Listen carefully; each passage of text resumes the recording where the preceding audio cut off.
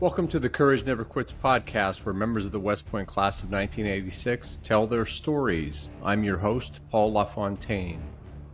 My guest today is Robert Douthit, Cullum number 43116. We'll hear about RD's adventures from being an 11-year-old tennis prodigy to an aviation squadron commander in Iraq. As always, the views expressed in this podcast are those of the participants and not of West Point, the Army, or any organization, most particularly Dell Technologies. Rob Douthit, welcome to the podcast. Thank you. Honored to be here. Honored to be asked, Paul. Pilaf. It's really good. Thank you. You were a necessary component, a necessary guest on this podcast. So let's go right at the nickname RD. Your name is Rob Douthit, but RD is what we all call you. I went to the artificially intelligent name creator and actually asked, what's the best name that can come out of a derivative of a person's name? And in fact, it came back with RD. You literally have landed right in the middle of the target. Congratulations on having pretty much the perfect nickname, according to the artificial intelligent name generator. Yeah, that was part of me founding the internet thing too. I loaded that in there. Right. You did have it derives as a couple of things. It's a couple of my Will Duke, who's always a hoot, hey, it's me, RD, makes fun of me all the time. Derives from, you're a cadet, right? And your new name's Douthit, nobody can say it. And Robert was always sort of formal. That's what my parents and friends called me for a lot of years. And then I got into Boy Scouts, and it abbreviated to RD because, again, it was all too formal. So RD is actually something from before you went to the academy. Oh, yeah. Started about middle school. I did inquire with the name generator on some additional potential names, and here's what I came up with because we're looking to always push the envelope. So I came up with Douth, Robbie D, which I think is probably pretty obvious, R Dizzle, which the kids would call you. These two I love though, Dobie, and my favorite, Robito. Did not think of that one. Did not think of that one at all. It never came into consideration. If we could go back in time and we were roommates, I'd make Robito stick. I got to tell you. No doubt you would. Where are you at now? What's going on in your world? I've been in Austin, 20 years in the Army, right? Been what a great adventure. And then came to Austin, Texas. Worked at Dell for 14 years. Change of career back in a little bit after COVID started. Now, as I think I've told most people, a little bit of everything, a lot of nothing, right? Some consulting work. I've helped a friend in the sort of the home rental business, owned home rental business, the luxury business. Nowadays, a couple of companies, small AI startup that does bot interviews instead of surveys. You get a bot that will ask an open-ended question, and then it's pretty slick to watch all that stuff develop. I'm really the face guy. I'm not the techie, right? Yeah, you worked at Dell for 14 years. It's a lifetime of being a spokesmodel, I guess. Yeah, thank you. That's exactly right. Yeah. But so did you choose Austin, or did you choose the job that took you to Austin? No, that's a great question. When I got out, my oldest was going to start high school, so that was right at 20 years, and was going to go back to Huntsville, Alabama, where I grew up, which has turned into a military sort of gathering spot. It was always so, but really blew up around the turn of the 2000 era.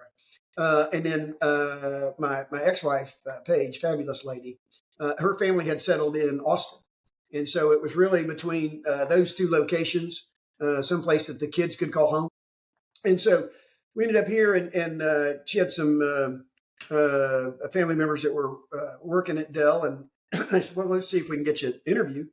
So the kids, you have two children now, right? Correct, two boys. Four. I'm sorry, I shouldn't have to. Talk. I managed to keep my figure, as did my ex-wife. Well, some of us are. But talk through the four of them. All right, so the oldest is a Desert Storm baby who was born, got married, and deployed 4 months after getting married, and came home with you and I in the 24th Infantry Division, Victory, right? Victory. And she was born 9 months and 3 weeks after we got home from Desert Storm. She is a University of Texas grad. Now that everybody in the SEC, UT is Tennessee. Yeah. Texas grad. She works for just had her second child, which is now about 2.5 months old, and then she has about a 24 and a half month old. So, I mean, let's agree, neither of you nor I looks old enough to be a grandfather, but nonetheless, she, thank you. We She all worked, crossed the frontier, right? yeah. I just haven't matured at all. But she works at JLL. She's just transitioning out of the job, take care of her children. Her husband works in the energy investment business down there in Houston, and all that implies. That's a line from the movie, John Travolta, right? Yep. Yeah, my daddy's in a whale, and all that implies. There you go. And then another son that he University of Texas grad. He is a ski designer and global ops manager for Icelandic Skis. They're in Golden, Colorado. Skis are made in the U.S. Way to go. They make a version with the 10th Mountain Division World War II guy on there, and so that's what I ski on. And then I have another son who works at a outfitter, outerwear, winter outerwear, ski outerwear fitter called Strafe. When they're based in Aspen Snowmass, right? The office is in the Highlands, and they have office in the Snowmass Village area, and so all the outerwear, ski wear. So when I go skiing, I mean, before I start moving, I'm looking pretty sharp. You're looking very fashionable. Now I benefit from the two in Colorado. I benefit from this because you come up to visit them, and then I catch you at a shop on your way up.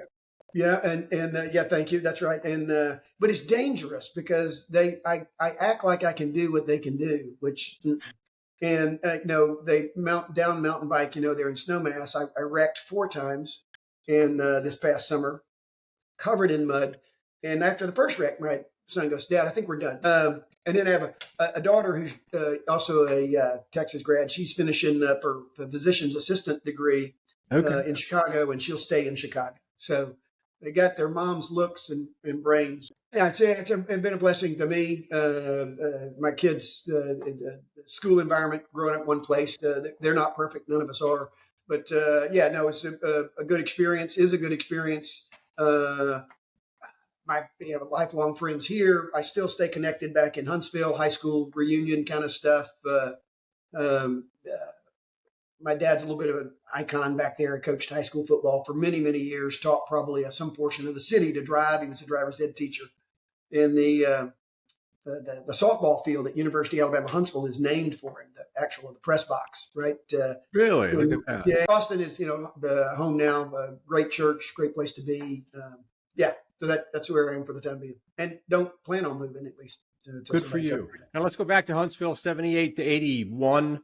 A young RD, you were named that at the time. Why West Point? What was the thinking? You're a football player, I know from your time as a 150s standout at the academy. What was the thinking in high school about going to the academy?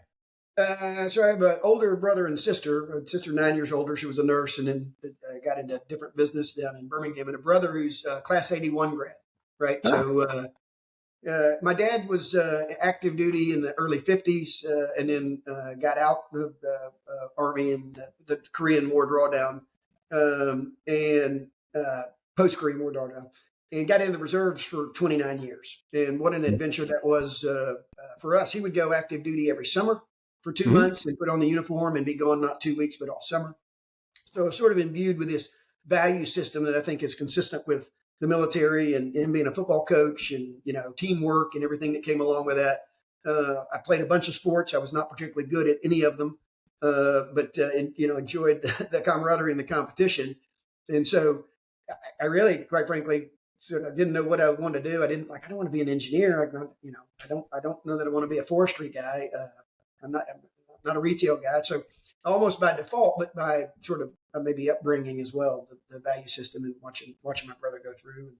Your brother's a class 81. How did that impact did you go for visits up there and when at the different events? And so you were familiar with the academy grounds and all that? Yeah. Stayed his plebe parent week, that we all obviously had. I was able to stay in the barracks with him. He got approved. So 19, I guess it was 78. spring of '78, I got to sleep in the same room. It's just me and him. They moved in one of the firsties rooms, and I still remember one of the days we were getting. Guy comes busting into the room, and he went by TD up there, right? Terry Douthit. His first name was Floyd, but and this guy bust in the room. TD, get up! You overslept. We got 4. He was the adjutant, battalion adjutant. You got a minute and a half, And I'm, I think 13 at the time. I'm looking like, glaring up. So, yeah, that was my sort of first sort of intro to what was going on. Well, that's hard to, kind of escape the gravity pull of that, right? Having gone there and been in the rooms and all that. And what was your, were you an academic, as you put in your packet for the academy, were you strong in academics, strong in athletics? What was or you were more of a well-rounded guy? Well, that's a great point, because it was pre-West Point. I was a really good liar. So, embellishment was key. No, I was blessed to be in I did not go to high school where my dad coached. We lived in a separate district, and it's a story for another day. But you got to play football, and interesting story. I know it's a sidelight, but our yearling year, the University of Alabama had the very first TV game of the season. Trying to think, I used to know who it was against, Wisconsin or somebody. It was the ABC game of the week, and this was the very first college game, and there was probably 20 or 30 of us in the day room down there in C1 watching it. Well, that was in the day when they literally would show the pictures and the hometowns of everybody that was, here's the offensive backfield, here's the receiving core. Well, the entire offensive line for the University of Alabama that year was from Huntsville, Alabama. And they show all these people's names. And of course, these guys are gargantuan, Right. And I was all of 155. And they show them all, and we're all sitting there, and I go, I have been run over by almost every one of those guys. All time. I remember, a couple of them. So, no, I enjoyed that guy smashed me flat. That guy smashed me flat. That guy smashed me. Yeah. How do you think I stay so thin when they just press me down? Right. What wrestled. position did you play in high school? Because sometimes in small schools and all that, we play different. What position were you in high school? I played in the secondary. I played you were in the secondary.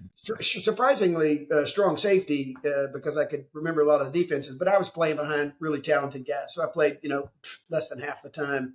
They all went on the scholarship to play football, but I wrestled, and we were state champions, and I got to wrestle with a freshman on the varsity, and I was not a state champion. Anyway, and got to do those sports. So sports, student government, my political edge, and then academics were good enough, right, to get in. So I was maybe the veritable, reasonably rounded well enough. Well, it's a little bit like Animal House when people are getting in, and they go, well, here's a legacy, Kent Dorfman. And you go, we need the dudes, and so So with your brother having gone, your father with the military background, and then of course, the discipline in the house with the football and all the rest, how did you prepare for our day before you went? Some of us just showed up, right? Yeah. No, I got a couple of my brother's bugle notes, I think, if I remember correctly. And so, weeks in advance, just not knowing what it was going to be like, but remembered all, essentially memorized all the stuff, most of it, 90% of it that I thought would be required, which mentally makes things tremendously easier. Right. But I would say not psychologically prepared for day one. Remember, I worked out, do all that stuff. We're getting ready to go, just sort of, running and push-ups, that kind of stuff. Stayed in the weight room from the football days. And having the bugle notes ahead of time ever get you out of a jam? Like, do you remember a spot where you were not prepared, but they asked you something that you had remembered before you came? No, I don't. That didn't ever get me out of a spot. I was best new cadet of my company first detail, because I was overachiever, suck up. You were? Okay. Yeah. So, because I knew all that stuff, right? I mean, that, and yeah. But I remember. I think that's why you and I always got along, because you were the best, and with my performance, we averaged out to about the middle. I do remember first night, and I had a great roommate, Joe Dole. Joseph Dole, who literally lives here in Austin now, right? In the outskirts. I mean, we reconnected after decades. And but I remember, laying in bed the first night going, what have I, got the covers. What have I done? What have I gotten into? Like, this was not, I thought I've got all this stuff memorized. I'll be great. And, they didn't ask any of that the first day. It was all do this, do that. So they did a pretty good job of laying the stress on. Now you ended up in C1 as an upperclassman. Where'd you go as a plebe? A4 that leads the Corps. A4. And what was your plebe year like? Were you just took that early bugle notes and just ran with it and were the best plebe cadet in A4? Or what was the story? No. I left this out. So I played tennis in high school as well. Growing up, I played a young man, and you're looking at everybody that's watching this, one of the pair of 11 and under Huntsville City double champions, 1975. So, there's that. Now, never mind that the 11-year-old and the other guy we beat was 9. The guy, he's 20% older than that guy. Right. Now, subsequently, I played a little in high school. He goes on, but ends up, he goes to Georgia Tech, and I'm in Savannah when our first assignment, the 24th, and there's a guy I went to high school with in Savannah, right? And him and his girlfriend, now wife, we all go to the same church, and he's keeping up with him. Well, he's that player's at Georgia Tech. Well, when I came home from Desert Storm, that particular individual who was, again, 2 years younger than me, I turned on the TV, and he's on Saturday morning, he's splitting sets with Yvonne Lindell. Center court. Yeah. So I could have been a contender. I mean, if there's anything comes out of this podcast, it was my tennis potential. So the guy I beat's a guy named Brian Shelton, who's coached several women's teams to national championships, collegiate. Yeah. So I'm not making this stuff up. I mean, what could have been? That's amazing. Amazing. Now, why didn't you play tennis at the academy if you were such a standout 11-year-old? That's where I was going with this. You asked how I made it through plebe year. So I'd show up and think I'm gonna play tennis, or not play, but I thought they give you the pitch. You want to get on score squad tables, to pick a sport, and everybody had to go play a sport. And I thought, nobody recruited me for 150s. I didn't even try. I said I'll just show up tennis team. They don't recruit tennis players at West Point, and of course they do. And but they tell you the first day on the tennis team, hey, look, if all you guys have some racket skills, we have a squash team. So you should come try out for the squash team. And so, 35 of us do, right? Because we realize we're not going to make the tennis team day one. And so I played squash through my. Take one look at it and say, how about squash? I am really going to be a much better squash player than I am a tennis player. So I ended up playing squash my freshman and sophomore year. So I left this off too, I guess, in Beast, I gained 11 pounds. Right. Okay. So I was I didn't get as much trouble on the table and was, I guess, pretty good at taking big bites. Occasionally got caught. Right. But came in at about 137 and finished, Beast at 152. Remember they weighed us every week, right? Yeah. I was gaining weight. So Mike Cavery, who I just saw at Dan Hokinson's Change of Command, and Tom Gilchrist, who I haven't seen since we graduated, were my first roommates, and Greg Polka, Wendell Holm. So I had pretty good roommates as well. That makes life a whole lot better. A lot of other C1 guys, Mickey Hayek, Rob Rogeman. And when did you go out for 150s? Because that sophomore year. Yeah, played. How did that transpire? Going from squash to football? Well, I played in both my sophomore year, and I just thought, I talked to some guys who played and said, no, RD. I said, well, I'm not that fast, and I'm right at 158 pounds. I mean, that's what I weighed for the final 3 years. Never had to lose weight. And stuck around for 3 more years. Had fabulous time. Wonderful learning experience. Amazing. Now, going to C1 from A4, because the Wild West Battalion was disciplined. Yeah. And then C1 is that area of the Corps is known to be that way. Was it kind of tough? Both companies kind of tough, or disciplined, or what was it? What do you remember? Not as an upperclassman. I said not undisciplined. It was sort of like about what you expected, right? Okay, there were rules, right? We had, they were good commanders, and so C1 was a good, solid professional company, but not one that prided itself on, like A1 prided itself on being super tough on the floor. Yeah, that's all superfluous. Those A1 guys, they live in a fantasy world. They all thought, they should be general of the army and that kind of stuff. Well, You know, No, it was good. It was a good place to be. I enjoyed the the upperclassmen seemed rational the whole time, and it's a good location over there in New South. yeah, Always we were facing the water, so it was B1 and C1 over there in New South facing the Hudson. good group together. Yeah, Oh, good. Now, aviation was your branch. What so nobody could ever fault anyone for going aviation, obviously, but there was very much a culture of the time. Be a snake-eating infantryman. What was your calculus? Were you always interested in helicopters and aviation, or did you ever think that's about a good something question. else? But no, you remember Tex Turner, right? Yep. Who was head of DMI, and that guy was right out of Central Casting. The cigar, the flat top, and He personally minted more infantrymen out of our class than anyone, just with his style. yeah, that would have been my impression. And I won't do the story justice, but I was rooming with Tom Hood, who was the battalion commander. I was the battalion XO our second semester, and we lived right there in the middle of C1. And it was getting close to branch selection day, and I had flown as a cadet. When we had that little program. I thought, this is pretty neat, right? Okay, I think I want to do this. You get to do it. Now, when you say you've flown as a cadet, what was that? We got 10 hours. We'd go down to Fort Rucker. There were two different groups, two different cycles. You go down and you showed up at Fort Rucker. They checked you in. They made sure your flight physical was all good because you had to take one in advance. I never heard of that. Yeah. And they took you for 10 hours. You used to solo, and they stopped the solo portion about a year prior to us getting there, at the end of the 9th or 10th hour. Was that a club, or was that like part of the DMI? It's one of the. You could go to airborne school. You could go to flight. This mini flight program. You could go to air assault school.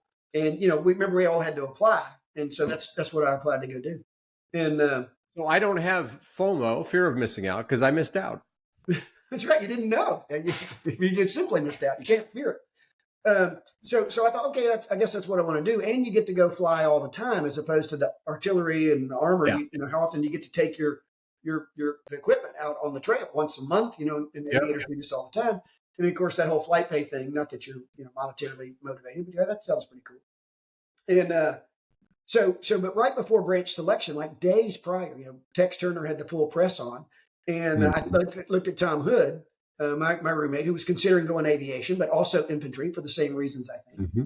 And I go, Tom, I think I'm going to go by Colonel Turner's office this afternoon. This was in the morning. We'd been talking about it, and just after I had no classes after lunch that particular day. And said, I'm going to go by and just maybe see if he can talk me into this, because I'm right on the fence. Well, I came back from lunch, and I don't know if we'd had shepherd's beef pot pie or whatever, but I just, so I should just lay down for a few minutes. And so I essentially took a two period nap, and I wake up sometime later.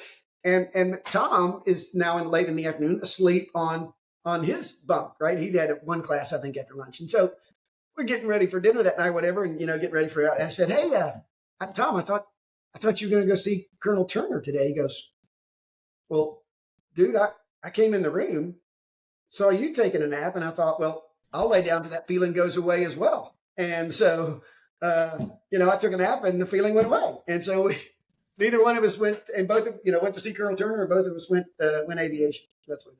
Right. So basically, a shepherd pot pie got you into aviation. Yeah, heavy lunch. Because if you'd have gone to see Colonel Turner, that'd have been it. Oh yeah. Oh, definitely. There's no way you could have gone and seen him and not been talked into it. Yeah. Right. Yeah. They might have thrown me out of the infantry, but I certainly could. Yeah. Would have given it a go. All right. Well, thank goodness for shepherd pot pie. It minted an aviation standout for the Army. So you chose aviation. Off you went, Fort Rucker. What was it like learning how to fly helicopters for real instead of the 10 hours that you had when you were a cadet? But like when they were in there, like, okay, now you got to get good at it. What was that like? Yeah. Well, so again, because, I like to do things in advance, you're still learning to do maneuvers and things like that. And you just go, this is, you're having to sort of deftly handle these things with very small inputs and think a lot. And so it's still humbling, right, to go do that stuff. And, they eventually teach you, right? I tell everybody, you can teach just about anybody to fly. I mean, it's just a matter of time. Just like everybody rides a bicycle. Some are better at it, but you can teach everybody to fly. And so, you learn to do it. And It takes about 9 months, and then you're out in the real world. So I was talking to some of your colleagues who were at the basic course, and it was kind of a thing. He was saying that whether you wore your flight suit out to meet locals, were you the guy that was like with the sunglasses and the flight suit when you would go down to a local bar, or were you one of the guys that you wouldn't do that? So two things. I normally went to Tuscaloosa literally every weekend, except when I went to Auburn with John. Okay. And so I want to say. But you never used that flight suit and some mirrored shades to your advantage? No, because I was, I'm Strack, right? No, actually, I would drive in my flight suit because as soon as the day was over, I would drive up to Tuscaloosa. But I didn't go out anywhere in T-town. No. It seems like a very basic question. It's kind of a personality test. Now, this classmate actually admitted that he actually did use the flight suit. I think probably because I was more afraid of getting in trouble from somebody from the ROTC department or whatever. Like, hey, you're in the bar and somebody goes, dude, I don't, like, what rank is that? Lieutenant? Right. Yeah. But now in Fort Rucker, you did that. A handful of weekends, everybody, Fort Rucker was literally like, it was crazy. It was 19, this was post Top Gun, right? The movie came out. Yeah, right. You have to go listen to the music. Fort Rucker was nuts. The whole thing, right? Absolutely. And your first assignment, where'd you go first? Vaunted 24th Infantry Division, arriving. That was your first one, Hunter Army Airfield. You're out there. July 87. Unit had just come back from NTC, and so I was fortunate to land a platoon leader spot in Scouts. I think maybe we knew beforehand that we were going to go to the Apache training program, which everybody would go to Fort Hood for months on end. You'd have to get an individual transition. But so I spent a year as a platoon leader at doing that, and of course NTC, and then came back, and we'd been home a week maybe, and the phone rang. I was going to lunch, which was the cool thing to do off post. You wear your flight suit, obviously, in Savannah. so you finally picked up the habit a little bit later. Oh yeah. Oh, golly, well, that's just the way it was. We were in, right. So I'm walking out to lunch, last guy in the company room that day. The phone rings, and it's the battalion commander. He's up at Department Army HR, and he goes, "Oh, hey, Robert, listen, glad I got you. There's a spot for the Apache transition starting tomorrow. Can you be there?" Yes, sir.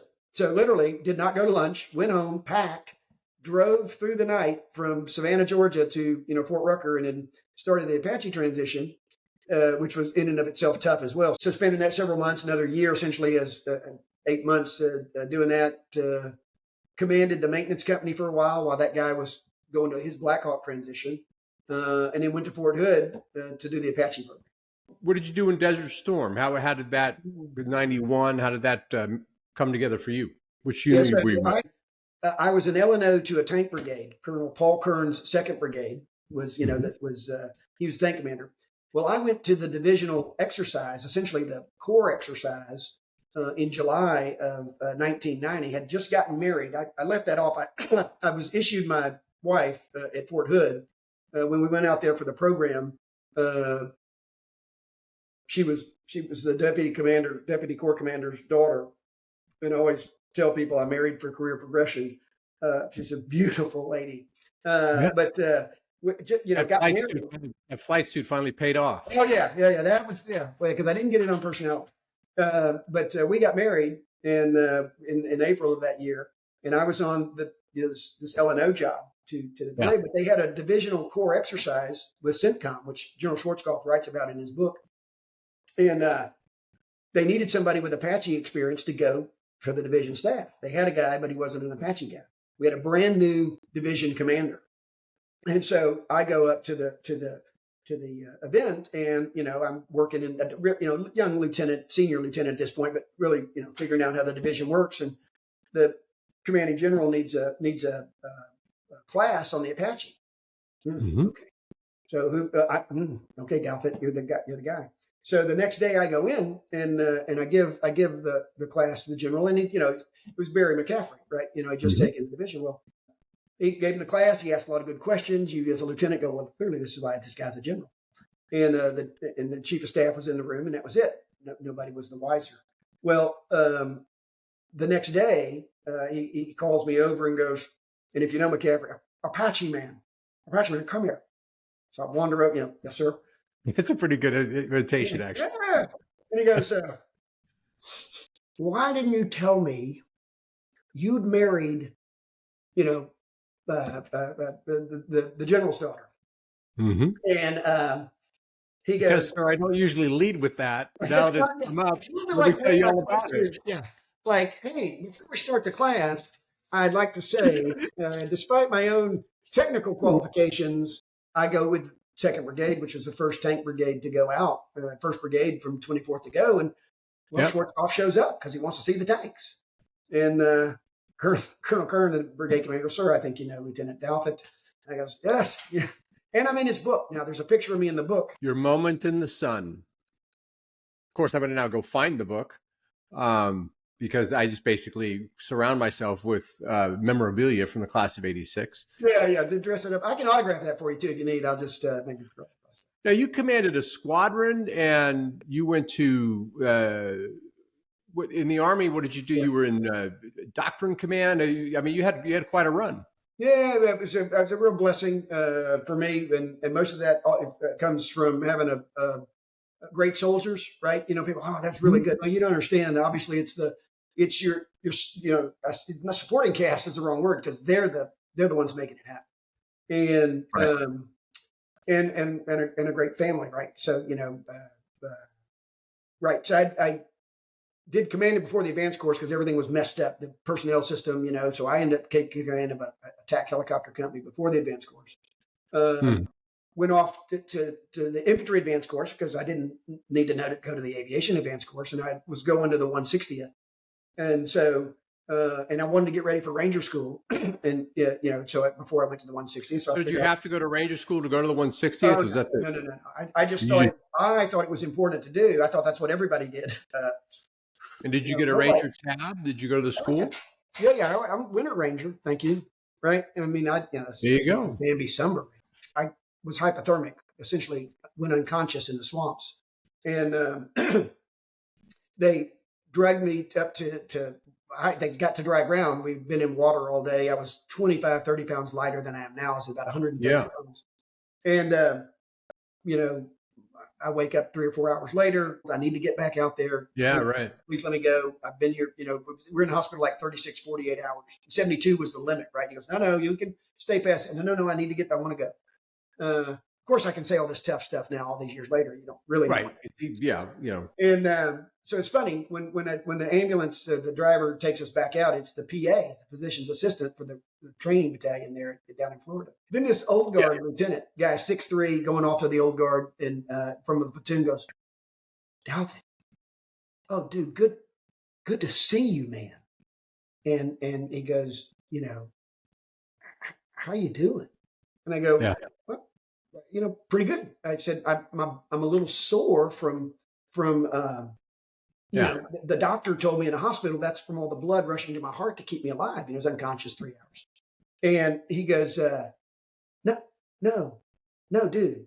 When we got you out of the swamps, we threw you onto a poncho and we drug you a quarter mile through the swamps, and your head hit every damage stump on the way to the ambulance. That's why your body.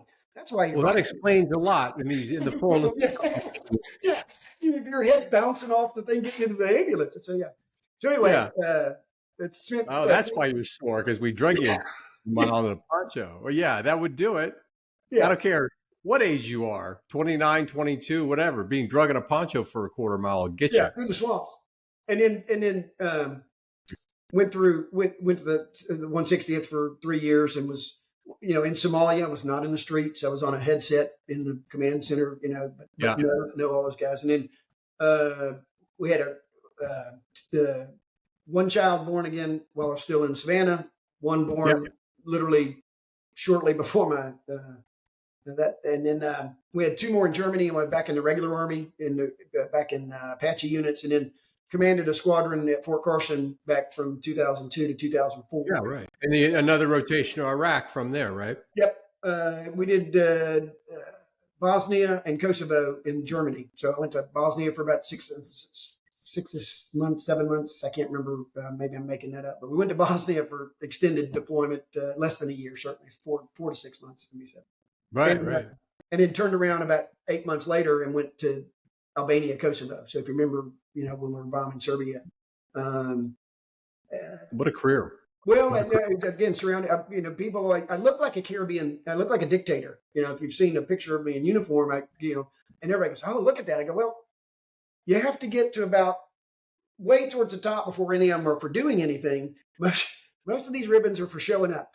Desert Shield, Somalia, Bosnia, and then turn around and go into Kosovo when they signed the peace treaty, and then went to CENTCOM after that and was watched that unfold, and then took command, to your point, of a squadron in Fort Carson. And I went there for 3 reasons. One, because I'm not completely stupid. My wife wanted to go to Colorado, right? That was when I said, "Hey, we got these choices." Colorado was, I think, the finest boss I ever had in the Army, a guy named Dave Teeples. He was an armor officer, and I would tell people, I'm here because my wife wanted to come to Colorado. It was her first choice. Colorado's her first choice. Second, it's a one-of-a-kind squadron with all these aircraft and different. It's the only one like it. The second ACRs was similar but didn't have Apaches. And third, I knew my boss would be a tanker and I would be smarter than him. And you had to bring that last bit in there, right? And he would fall against the wall laughing. My boss would fall against the wall laughing. And so I was, again, blessed to have Dave Teeples. You must have been drugging a poncho was the great response to that. That's how I ended up at Fort Carson. And then we got the deployment. We got in March, we deployed and actually flew into Iraq. So, Rob, you have had an amazing career, a tremendous string of success, 4 wonderful children. You're in your 60th approximate year. Looking back, what would you tell the 40-year-old RD about just what advice would you give yourself of 20 years ago? That's a good question. A couple things. Remember, even at 40, you still have a lot to learn, right? There's a certain responsibility, obviously, sort of imbued in the military, that you think you still want to tell everybody how to do everything.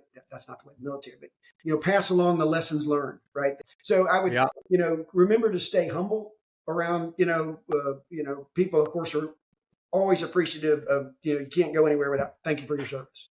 Right. I always tell people, no, you have no idea. It was my honor and privilege to have met and served with the men and women that, to do all those things. And I said, and you paid me to fly, a roller coaster with guns on it for 20 years. But as you into the civilian world or in retirement, wherever you are, that, don't stop learning, right? While you want to pass on lessons learned, make sure you maintain sort of a hunger for innovation and ongoing education. Fantastic words, fantastic advice for anyone of that age, but also even for us looking forward. RD, tremendous talking to you. It was an absolute pleasure. Great stories, great success. Thanks for coming on the podcast. Yeah, good seeing you. Thanks, Pilaf. Thanks for doing this for all our classmates that are interested. Thank you.